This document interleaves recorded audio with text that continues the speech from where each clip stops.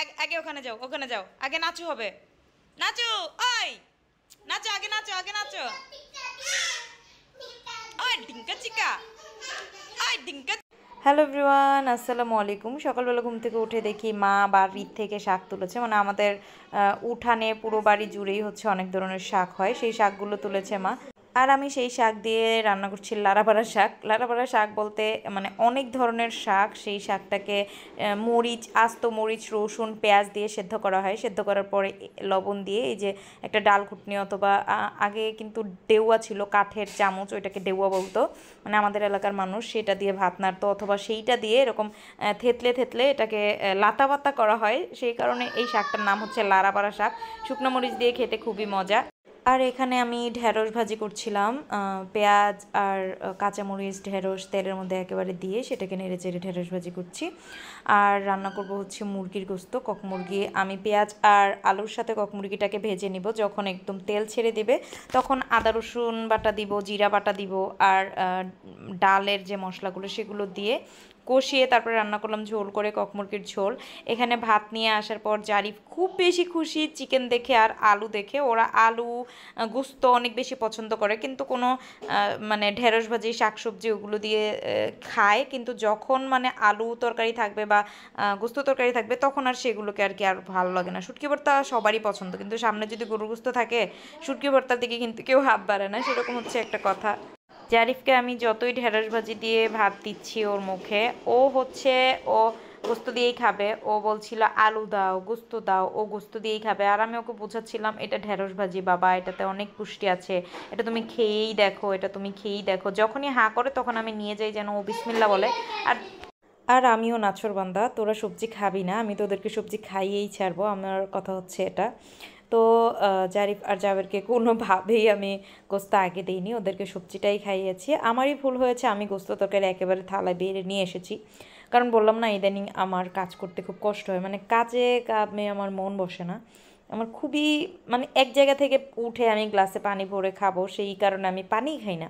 Night ক্রিমটা কোনোভাবে আমি দেই, কারণ রাতে ঘুমানোর আগে আমার মাস্ট মুখ ধুই, এটা আমার ছোটোকাল থেকে অভ্যাস। কিন্তু গোসলের পরে আমি যে দুপুরে গোসলের পরে একটা ডে ক্রিম বা কজারেক্স বা যে কোনো একটা ময়শ্চারাইজিং ক্রিম দিব, সেটা আমার শোকেস খুলে সেটা নিয়ে দিতে হবে, এই কারণে আমি দিই না।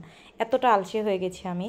আর যদি বলেন যে আপু চোখের সামনে রাখলেই তো পারেন, যেন আপনারা দিতে পারেন, আমার ঘরে 2টা আন্ডা বাচ্চা আছে জারিফ জাবেরের জন্য, এটাও আপনাদের বুঝতে হবে ভাই। কে খেয়েছে রে ভাত? আল্লাহ বলো, এখন শুক্রিয়া আদায় করো, আল্লাহ বলো। জানো জারিফ করে নেই, তারপর তুমি করো। হ্যাঁ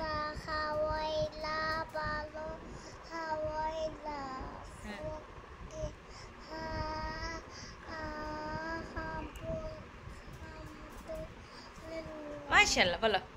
আল্লাহ খাওয়াইলা, ভালো খাওয়াইলা, শুক্রিয়া, শুক্রিয়া বলো, রিয়া, শুক্রিয়া, হ্যাঁ তারপরে শুক্রিয়া, মাশাআল্লাহ। এখন আমরা কি করব? না, আমরা এখন বলো ঘুমাবো। জুয়াইরিয়া মাদ্রাসা থেকে আসার পর ও নুডলস রান্না করছিল, ও নিজেই নুডলস রান্না করে। এখানে নুডলসটা হয়ে গেছে। আজকে ও ডিমটা কাঁচা দিবে না, ডিমটাকে সেদ্ধ করেছে, সেদ্ধ করার পর সেটাকে চাকু দিয়ে কেটে নুডলসের সাথে মেশাবে, এজন্য ও কি করেছে, এখানে ডিম সেদ্ধ করেছে অন্য চুলায়, কিন্তু ডিমটা সেদ্ধ না হতেই মানে চুলা নিভিয়ে দিয়েছে। আর এখানে আমার শ্বশুর আমার জন্য আম পাঠিয়েছিল, সেই আম আমার মা যে বালতিতে ঢেলেছে সেই বালতি আমার রান্নাঘরেই আছে, মানে এটা আর কি আমার আম্মুর সবজির বালতি। তো যাই হোক, জারিফার জাবের হাত ধুচ্ছে, এখন ওরা আম খাবে। কে কে খাবে? কে কে কে কে কে কে কে কে?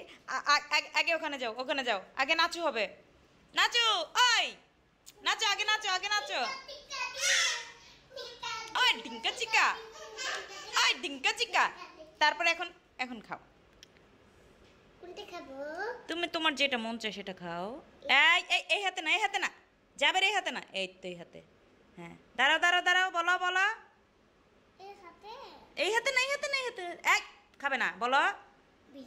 হ্যাঁ খাও খাও। বলে আমার সোনা বাচ্চা না এখানে বসো সুন্দর করে বসো মামুনি মামুনি আম্মা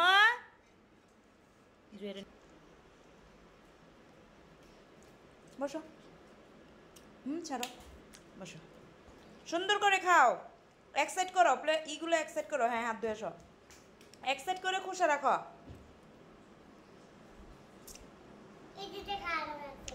খাও এক সাইড করো জয়রিয়া খোসা রাখার জন্য